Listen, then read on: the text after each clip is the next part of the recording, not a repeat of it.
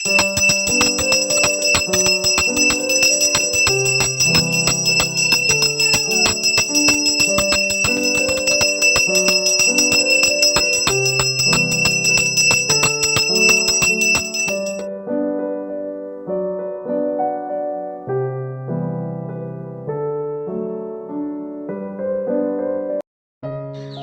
সকালবেলা ঘুম থেকে উঠেই গোপালকে প্রণাম জানিয়েছি।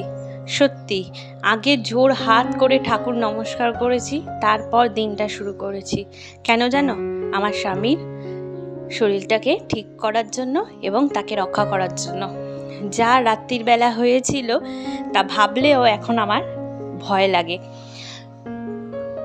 তো হ্যালো বন্ধুরা, কেমন আছো তোমরা সবাই? আশা করছি সকলে ভালো আছো। বং সুস্মিতাস লাইফস্টাইলে তোমাদের সকলকে অনেক অনেক স্বাগত জানাই। কালকের দিনটা খুব একটা ভালো ছিল না, তাই আজকে সকাল থেকে সত্যি কথা বলতে মনটা একটু খারাপই বলতে পারো। অ্যাকচুয়ালি বলতে পারো চিন্তায় একেবারে মাথা খারাপ হয়ে যাচ্ছে। এরও একটা বিশেষ কারণ আছে। কারণ হচ্ছে আমার হাজব্যান্ড, ওর একটু পালসের সমস্যা আছে।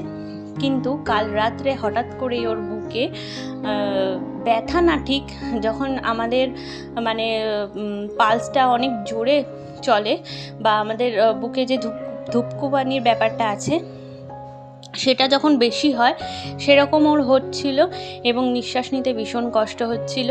এবং তার জন্য আমরা আমাদের যে আশেপাশের হাসপাতাল আছে সেখানে ওকে নিয়ে গেছিলাম অ্যাডমিট করার জন্য। তো তারপরে ওখান থেকে বলে একটা টেস্ট করতে।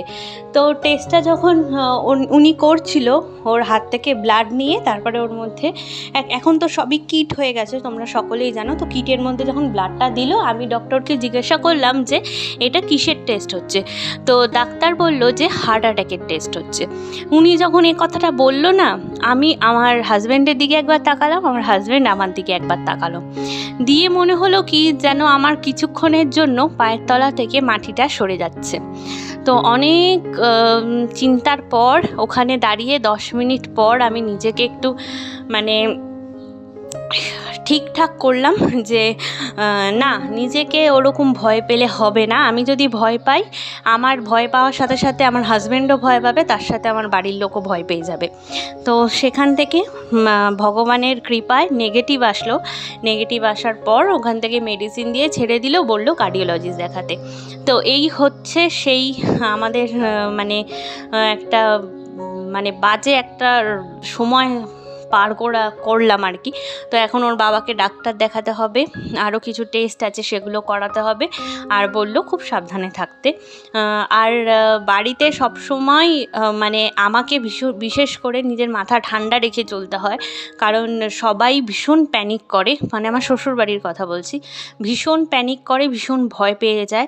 বাবা তো আজ সকালবেলা হঠাৎ আমার হাত দুটো ধরে কাঁদতে শুরু করলো, বলল তুমি আমার ছেলেকে দেখো আর তাড়াতাড়ি সুস্থ করে তোলো, ওকে বাঁচাও।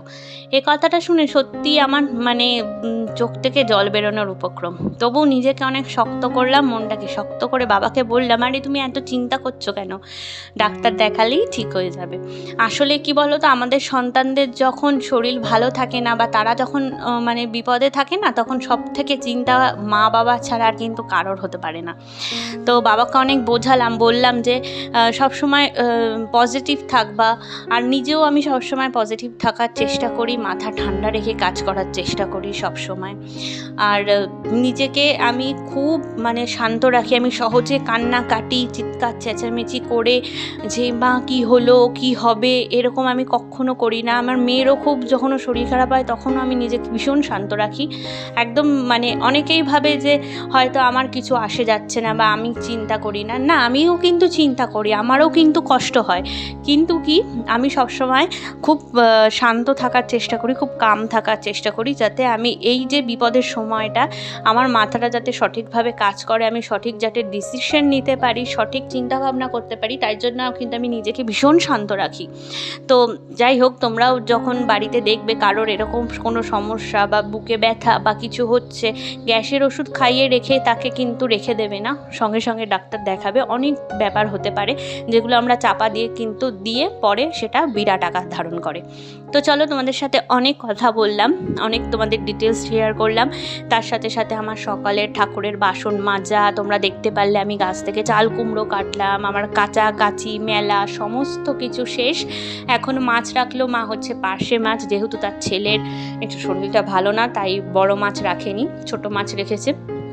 আর তার সাথে চিংড়ি মাছ আজ হবে না, হবে হচ্ছে পার্শে মাছ হবে, কারণ আমরা বিকেলে আবার ওর বাবাকে নিয়ে ডাক্তারের কাছে যাব, তাই জন্য আমি বাড়ি যাব, তাই হচ্ছে আজকে একবেলার মতোই রান্না হবে, গাটি দিয়ে এই পার্শে মাছ হবে। তাই আমি মাছগুলোকে এক এক করে ভেজে দিচ্ছি মাকে। আজকে আবার বৃহস্পতিবার, আজকে আমার গোপাল সেবা আছে, সব আছে, আমার ঠাকুর দিতে হবে, আমার ঠাকুর দিতেও অনেক সময় লাগে। আজকের দিনটা বড্ড হ্যাট্রিক গেছে, আমি সকাল থেকে উঠে অনেকগুলো কাজ করলাম, তোমরা দেখতে পারলে। এখনও অনেক কাজ বাকি আছে, আর সেগুলোও করতে হবে, জামা কাপড় গুছাতে হবে, ওর বাবাকে নিয়ে যেতে হবে, দুপুর 4টের সময় যেতে হবে হাসপাতালে। তার সাথে সাথে আমার পুজো আছে, মানে অনেক কাজ বলতে পারো, আজকে সংসারের অনেক কাজ, তার মধ্যে তো চিন্তা মাথায় ঘুরছেই।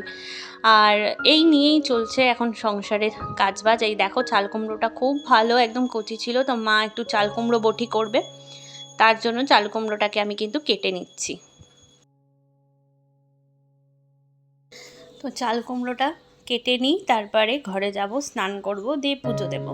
এই হচ্ছিল কাজ আমার। এই যে চলে এসেছি এখন স্নান টান সেরে, একটু চটজলদি আজকে মানে একটুখানি মানে জাস্ট সিরাম লাগিয়ে একটু চলে যাব রান্না, এই ঠাকুর ঘরে, পুজো আছে, অনেক সময় লাগবে। মামাম একটু বসে টিভি দেখছে, ওকে বসিয়ে দিয়েছি, না হলে তো সে এক জায়গায় একদম বসে না, খুব দুষ্টামি করে। আর কাল থেকে বলে যাচ্ছে বাবা শরীর খারাপ, বাবার শরীর খারাপ, তো এটা বলে যাচ্ছে। আর বুঝতে পারে এখন সব যে কিছু হলে বাড়িতে, তো সবাই আমরা একটুখানি টেনশানে আছি, কিন্তু কেউ কাউকে সেমন একটা বুঝতে দিচ্ছি না, আসলে এটাই হচ্ছে কথা। তো যাই হোক, আমিও প্রায় রেডি, এবার একটু সিঁদুরটা পরে নিই, দিয়ে দৌড়াই ঠাকুর ঘরে, কারণ অনেক সময় লাগবে আমার। আজকে গোপাল স্নান টান কিচ্ছু হয়নি, যেহেতু কাল আমার অনেক রাত করে শুয়েছি, আজকে আমি উঠেছি 8টার সময়, যার জন্য আমার অনেক দেরি হয়ে গেছে। এখন প্রায় 1:30টার কাছাকাছি বাজে, আমি এখন পুজোর ঘরে এলাম। আমার প্রায় আধা ঘন্টা তো লাগবেই পুজো দিতে, একটু তাড়াহুড়ো করেই দেবো, কারণ মেয়েরও খাওয়ার সময় প্রায় হয়ে আসছে। খাইয়ে ওকে আগে শুয়ে দেব, দিয়ে তারপরে হচ্ছে ও একটু ঘুমিয়ে নেবে, তারপরে আমি ওকে নিয়ে যাব বাড়ি, ওকে বাড়ি পৌঁছে দিয়ে তারপরে আমরা যাব হসপিটালে। তো দেখো, আমি এই যে মানে নিজের হাতে এখন গোপালকে স্নান দিয়ে তারপরে এই যে সাজিয়ে দিচ্ছি গোপালকে। আর তোমাদের এই জামাগুলো কেমন লাগছে তোমরা অবশ্যই জানিও। সুতির মানে ন্যাকড়াকে, মানে ছোট ছোট কাপড়কে কিন্তু আমি এভাবে গোপালকে জামা পরাই, গরমে গোপালের ভীষণ আরাম লাগে। ওই গোপালকেও পরিয়ে দিয়েছি, এই গোপালকেও পরিয়ে দিয়েছি। আর কেমন লাগছে তোমরা অবশ্যই জানিও। যেহেতু বৃহস্পতিবার, ঠাকুরের জন্য মালা টালা সবই আনিয়েছি বাবাকে দিয়ে, তো পুজোটা ভালোভাবে দেব। এবং ঠাকুরকে অনেক কোটি কোটি ধন্যবাদ, যাতে যে এই একটা বিপদের থেকে রক্ষা করেছে এবং আসছে সমস্ত বিপদের থেকে সকলকে যাতে রক্ষা করে, আমাদেরও যাতে ভালো রাখে, সেই কামনাই করি সবসময়, এবং তোমরা সকলে যাতে ভালো থাকো সেই কামনাও কিন্তু করি। তো চলো, এবার গোপালকে সাজিয়ে নিই সুন্দর করে, বাবাকে দিয়ে সমস্ত মালা টালা আনিয়েছি, মা সকালে সব ফুল তুলে রেখেছে, ঠাকুরকে স্নান টান দেওয়া একদম কমপ্লিট। এবার এক এক করে সকলকে মালা পরিয়ে দেব, মালা পরিয়ে সুন্দরভাবে সাজিয়ে দিয়ে তোমাদের দেখাচ্ছি গোপালকে ফুলের সাজে সেজে কেমন লাগছে। আর এই দেখো, আমার গোপাল একদম রেডি প্রসাদ নেওয়ার জন্য। আর কেমন লাগছে তোমরা অবশ্যই কমেন্ট করে জানিও, কমেন্ট করলে কিন্তু বেশ ভালো লাগে। আর তোমাদের সাথে কথা বলা বা ইন্টারাকশন হওয়াটাও কিন্তু আমার ভীষণ ভালো লাগে। আর অনেক ভালোবাসা দিচ্ছ, আরও দাও, আরও পাশে থাকো। চলো এবার আরতিটা সেরে ফেলি গোপালের। ধূপ প্রদীপ ধূপ সমস্ত দিয়ে গোপালের আরতিটা সেরে নিই, তারপর কিন্তু তোমাদের সাথে আবারও কথা হচ্ছে। আর প্রায় আমার পুজো দেওয়া এখানে কমপ্লিট হয়ে গেছে, খালি আরতিটা করলেই মোটামুটি সমস্তটা শেষ হয়ে যাবে। তো আশা করব ওর বাবাও আস্তে আস্তে সুস্থ হয়ে যাবে এবং সকলেই তোমরা ভালো থাকবে, সুস্থ থাকবে এবং অন্যের সুস্থের ভালো থাকাটাও কামনা করবে এবং আমার পাশে থাকবে, আর ওর বাবারও তাড়াতাড়ি রিকভারির জন্য প্রার্থনা করবে। তো চলো আজকে এ পর্যন্তই। ভালো থেকো, সুস্থ থেকো। অন্য একটা ভিডিওতে খুব তাড়াতাড়ি তোমাদের সাথে আবারও দেখা হবে। তোমরা কিন্তু ভালো থেকো, সুস্থ থেকো, পাশে থেকো। চলো আজকে এ পর্যন্তই, বাই।